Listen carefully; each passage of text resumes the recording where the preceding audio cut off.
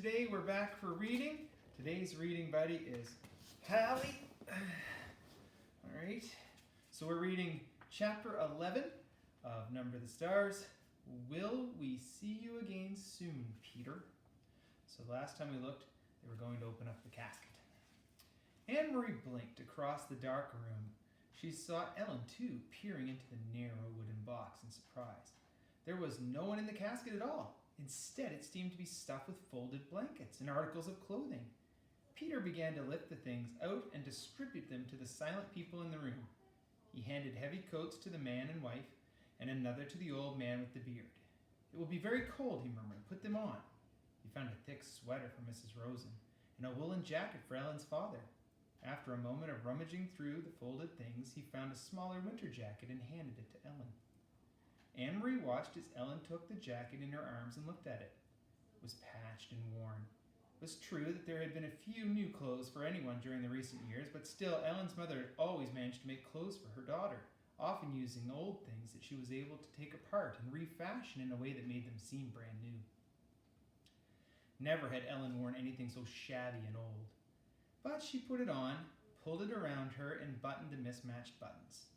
Peter, his arms full of the odd pieces of clothing, looked toward the silent couple with the infant. "I'm sorry," he said. "There is nothing for a baby." "I'll find something," Mama said quickly. "The baby must be warm." She left the room and was back in a moment with Christy's thick red sweater. "Here," she said softly to the mother. "It will be much too big, but that will make it even warmer for him."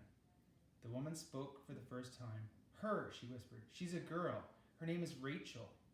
Mama smiled and helped her direct the sleeping baby's arms into the sleeves of the sweater. Together they buttoned the heart-shaped buttons. Now Christy loved that sweater with its heart buttons until the tiny child was completely encased in the warm red wool. Her eyelids fluttered, but they didn't wake.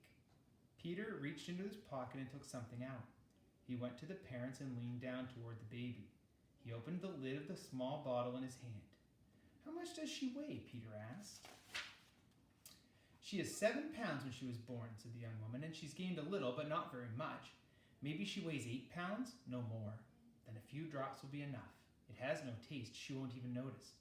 The mother tightened her arms around the baby and looked at Peter. "Please, no. She always sleeps all night. Please, she doesn't need it. I promise. She won't cry." Peter's voice was firm.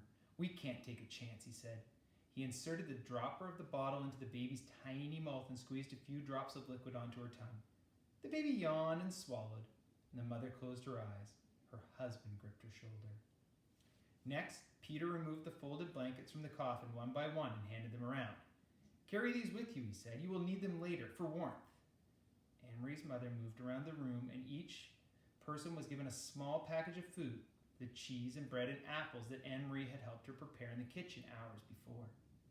Finally, Peter took a paper-wrapped package from the inside of his own jacket.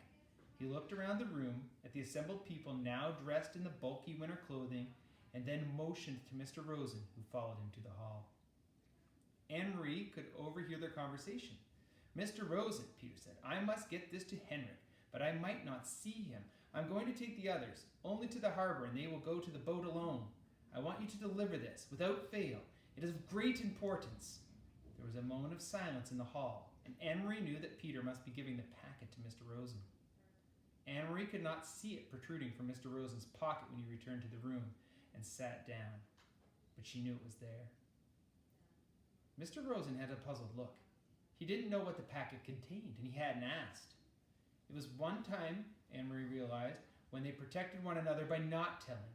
If Mr. Rosen knew, he might be frightened. If Mr. Rosen knew, he might be in danger. So he hadn't asked, and Peter hadn't exclaimed. "Right, bud?" "Now," Peter said, looking at his watch, "I will lead the first group. You, and you, and you." He gestured to the old man and the young people with their baby.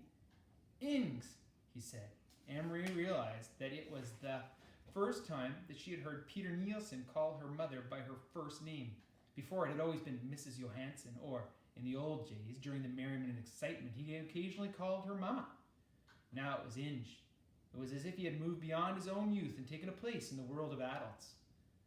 Her mother nodded and waited for his instructions. "You wait 20 minutes, and then bring the Rosens. Don't come sooner. We must be separate on the path, so there is less chance of us being seen." Miss Johansson nodded. Come directly back to the house after you have seen that the Rosens are safely to Henrik. Stay in the shadows and on the back path. You know that, of course. By the time you get the Rosens to the boat, Peter went on, I will be gone. As soon as I deliver my group, I must move on. There is other work to be done tonight. He turned to Anne-Marie. So I will say goodbye to you. Anne-Marie went to him and gave him a hug. But we will see you again, right? Soon? She asked. I hope so, Peter said. Very soon. Don't grow much more or you'll be taller than I am, little Miss Longlegs. Anne-Marie smiled, but Peter's comment was no longer the light-hearted fun it was in the past. It was only a brief gasp at something that had once been. Peter kissed Mama wordlessly. Then he wished the Rosens Godspeed, and he led the others through the door. Mama, Anne-Marie, and the Rosens sat in silence. There was a slight commotion outside the door, and Mama went quickly to take a look. In a moment, she was back. Okay, it's all right, she said, in response to the looks. The old man, he stumbled, but Peter helped him up. He didn't seem to be hurt. Maybe he just hurt his pride, she said, smiling. That was an odd word, pride, Anne-Marie thought, as she looked at the Rosens sitting there, wearing the misshapen, ill-fitting clothing, holding raggedy old blankets in their arms with their faces drawn and tired.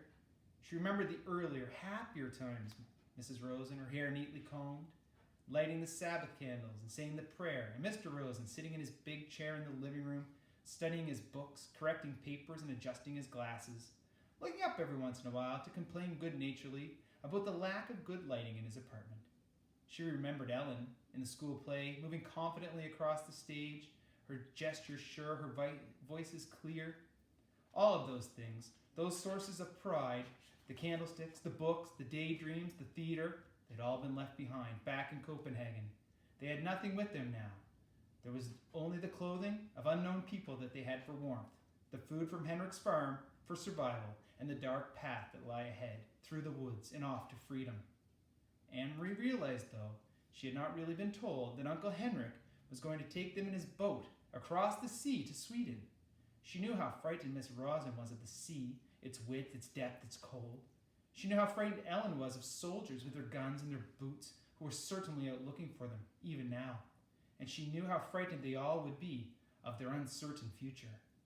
But their shoulders were as straight as they had been in the past, in the classroom, on the stage, at the Sabbath table. So there were other sources, too, other sources of pride that had not been left behind. And that's the end of chapter 11. So remember to answer the questions and tune in next time